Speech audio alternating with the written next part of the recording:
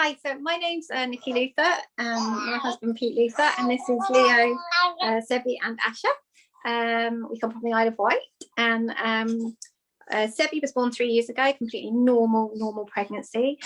So the first issue we had was at 16 weeks. At 16 weeks, we saw there was a slight discrepancy in size. It was only 22%. They phoned Southampton, where they have a fetal medicine branch, and Southampton were like, we're fine, just monitor it, let us know next time. 2 weeks later, it'd gone up to 29%. Southampton thought it'd be worth seeing us just to check. And again, even though it was fairly straightforward, you're starting to get a little bit nervous, aren't you? Tiny bit nervous, just because you think, okay. To Southampton we go. Saw the specialist, and they didn't think anything was wrong. They really thought there's no twin to twin. This is looking good. And then it came to February 26th, I think it was, and we went back. This was the first time we heard of the name TAPS. And I could see on the scan, from a mummy's point of view, you can see like as if you were watching a wave. And I could very much see that the baby's waves were different, came in and they talked to us about TAPS. So they explained that there was something called TAPS, which generally comes after twin-to-twin transfusion surgery. But it looked like, in a very rare case, there was something called spontaneous TAPS, where it can just happen. And this is where the baby's blood levels change. So basically, one baby gets too much red blood and the other baby gets no red blood cells. At this point, we also have been told that at the moment there is no cure for spontaneous TAPS, but there is stuff that can be done to hopefully make the babies better.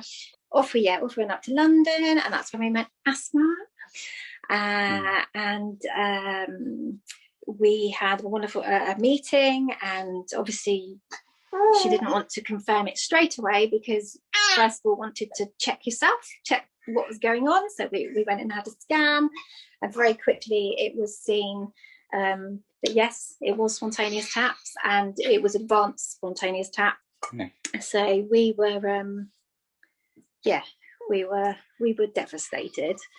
We decided that laser surgery was best, and then you had the blood transfusion option as well. We was also explained it would be a slow burner and it would take a few weeks to see if it had worked, but hopefully we'd at least see vital signs improving.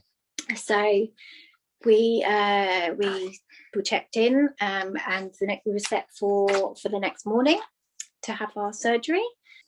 That was quite a surreal experience. So for other mummies, obviously you're very frightened, but you also go into what I would call protective brave mode. You just keep going because you have to, and it's all very surreal around you, and you know it's a very important thing happening, because apart from everybody being very kind, there's also a big team around you, isn't there? So it's not just, there's a lot of people focusing to try and save these babies' lives.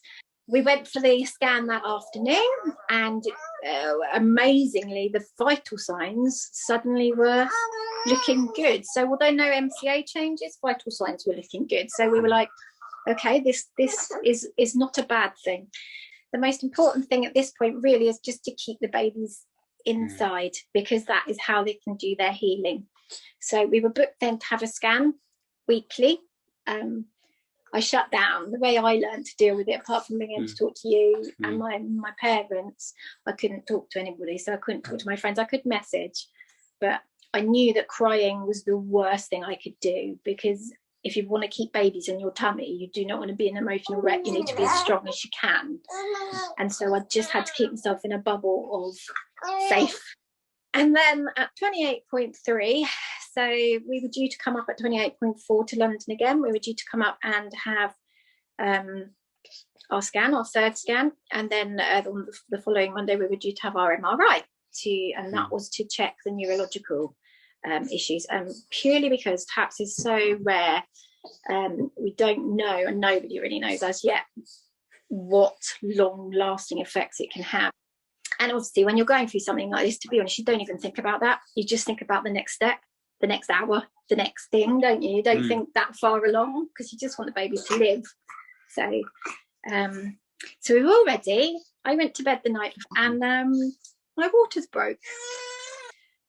straight onto the labour ward. And the thing is, when you have something so horrendous happen, you kind of, the people in the fetal unit, especially in St George's, you feel safe.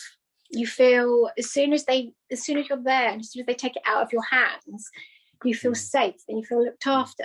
So all of a sudden, we didn't know where to go. We wanted to be with people that made us feel safe.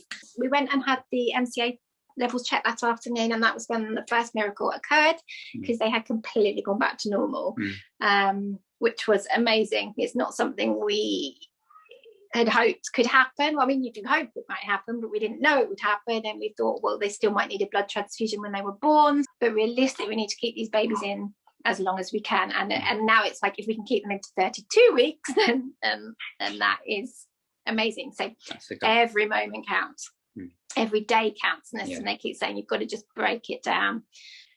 And luckily a full start again, and to some mummies again, so I was now 28 plus 6, and they get given something called magnesium sulfate, which is to help basically help against cerebral palsy. So it's basically to help that with any preterm babies. It's a very funny feeling. You go very, very hot, especially down below, which was very strange. But again, we were very, very lucky that they managed to slow down the pregnancy. So I had at 29,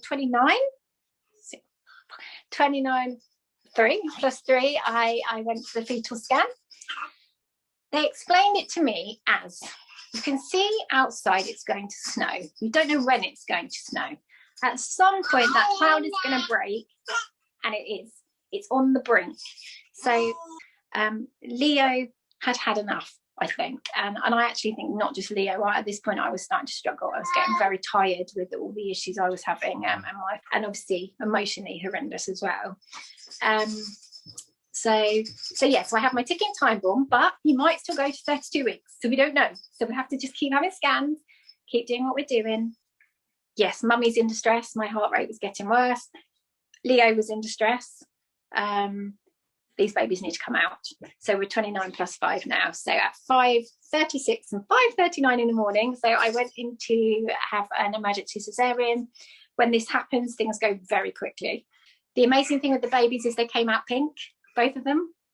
So good colour, perfectly fine. Taps wise, as far as we could tell, blood wise, absolutely fine. Obviously you don't know anything else yet. We don't know about hearing, we don't know about sight, we don't know about neurological, we don't know anything else like that, but we know they're pink.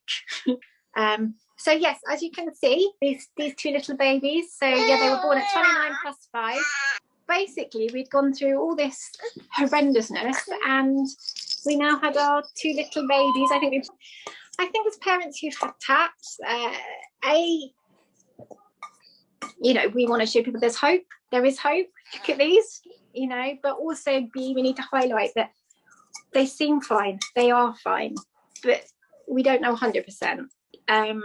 There's not long-term research done. What's going to happen when they're 2? What's going to happen when they're 5? They don't know, although, there's no obvious cognitive issues or developmental issues. Their gross motor skills have definitely been affected, as in sitting up, strengthen their arms.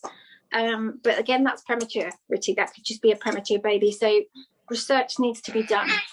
To find out the long-term prospects, so that families can be helped, and B, to stop it happening.